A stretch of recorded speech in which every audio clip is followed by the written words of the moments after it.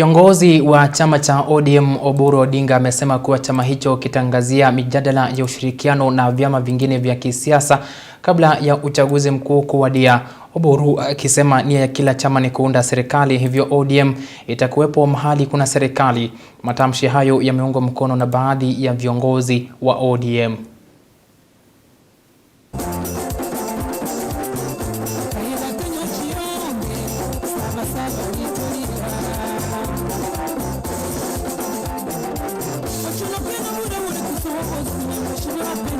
Raila akasema tuingie hii broad based arrangement. Na hii chama, hii serikali hatukuipigia kura. Hii serikali sisi hatukuipigia kura.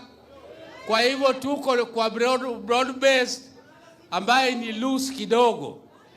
Lakini tukiendelea mbele tutaongea na hawa na watu wengine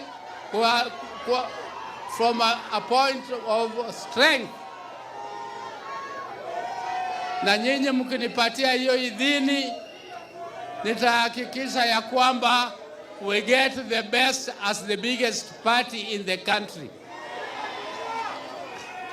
Our party is the biggest party in the country, and we cannot be given peanuts. We must get our fair share. Ya kuundwa kwa chama chochote ni kuchukua uongozi wa kitaifa, to capture power.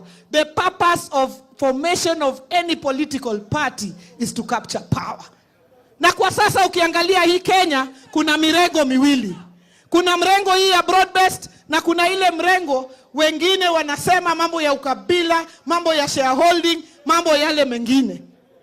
Sisi tulimwambia our party leader aendelee mbele kwa sababu hii ni 2026. Uchaguzi ni 2027.